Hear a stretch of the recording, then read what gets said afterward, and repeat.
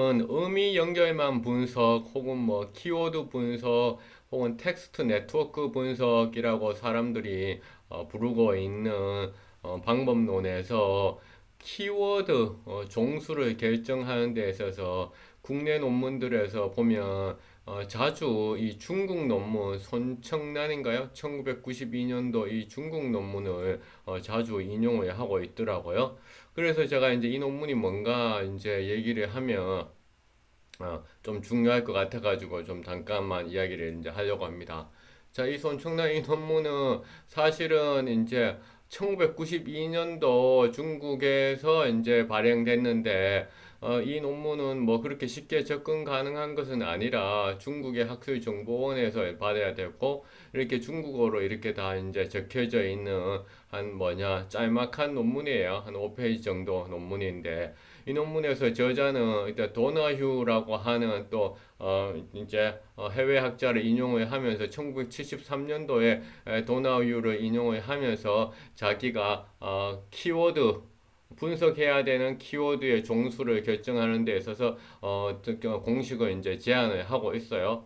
그래서 그 공식을 이제 제안을 하고 있는데 사실 이제 나도 이제 보니까 예전에 2017년도에 그런 내 수업을 들었던 교육학과 대학원생이었는데요. 이 친구들하고 같이 이제 텀페이퍼를 발전시켜서 이제 방학 동안에 썼는 논문에서 이 공식을 사용했었어요. 그래 그때 내가 이제 이 그 1저자하고 2저자 교육학과 학생들하고 했던 대화를 이제 생각을 해보니까 이 저자들이 그러니까 이 공식이 한국어 논문에서 꽤 인용되고 있으니까 자기들도 꼭 이 선정 공식을 사용하고 싶다라고 얘기를 하더라고요. 그래서 뭐 1저자하고 2저자가 이렇게 얘기를 하니까 그렇게 좋다라고 얘기를 했는데 나는 사실은 이제 좀그 약간 회의적이거든요. 난 이런 그 공식을 사용하기보다는 뭐냐 어떤 방법을 쓰느냐면은 주로 이제 4분위 수 우리가 쿼터 타일이라고 해서 25%씩 나누는 거 있잖아요. 4분위 수로 범위를 지정해서 그룹을 나누어 가지고 최빈도와 고빈도 그룹을 하는 그런 방법을 쓴다든가 아니면 우리가 그 단어 분포표를 보고서 특정하게 그러니까 브레이크 포인트가 생기는 지점에 따라서 뭐 예컨대 상위 50개, 상위 100개, 하면 뭐 상위 뭐 70개 해서 특정한 브레이크 포인트가 보인들을 보면서 핵심 단어를 쓰는 그런 방법을 쓰고 있어요. 왜냐하면 해외 학자들도 많이 그렇게 하고 있고 그래서 이런 방법이 더 좋지 않겠냐라고 얘기를 했는데 이 당시에는 이제 여하튼 뭐 난 일저제 의학인을 많이 중요시 여기는데 이 공식을 꼭 쓰고 싶다라고 해서 그러면 한번 써보자라고 얘기를 했었거든요. 그래서 그때 썼던 이제 논문이 이제 무엇인가를 봤더니만 이제 이 논문이었어요. 그러니까 이제 한국 자료 분석학계에 실렸는 논문이었는데 예. 그래서 이 한국 자료 분석학계에서는 참고문헌을 또 이제 영어로 이제 작성을 해야 되다 보니까 이 이제 공식에 대한 참고문헌을 또 영어로서 이렇게 이제 넣었어요. 이렇게 보면 어떻게 넣었냐면은 번역해가지고 왜냐하면 원래 논문에 보면 원래 이렇게 번역해서 넣었거든요. 원래 논문에서 이게 영어에 대한 정보가 전혀 없잖아요. 지금 원래 논문에 영어에 대한 정보가 전혀 없으니까 이 참고문헌을 이제 또 영어로 또 번역해가지고 또 이렇게 집어넣었어요. 그래서 이게 좀 예전에 좀 찝찝했었는데 그래서 하여튼 최근에도 우리 그 뭐냐 연구실에 대학원생들하고 논문을 쓰면서 키워드 선정할 때 나는 최빈도하고 고빈도 중심으로 해서 4분의 1을 중요시 여겼어요. 왜냐하면 그 이유는 여러분들도 이제 잘 알다시피 지프의 법칙이라고 하는 것이 있잖아요. 그래서 이제 지프의 법칙에 이제 따르면 우리가 단어가 그러니까 최빈도하고 이제 그 다음에 고빈도 그 다음에 이제 중빈도 뭐 저빈도 이렇게 나누지 않았습니까? 그래서 이런 그 단어의 어떤 그 빈도수하고 순위 어떤 분포에 대해서는 지프가 이제 이런 이야기들을 이제 했었던 것이 이제 많이 사용되고 있잖아요. 그래서 난 이제 이것을 중요시 여겼는데 여하튼 이 논문이 이제 많이 인용이 되고 있어요. 그래서 한번 찾아보면 구글 스칼라에서 찾아보니까 79회가 인용됐어요.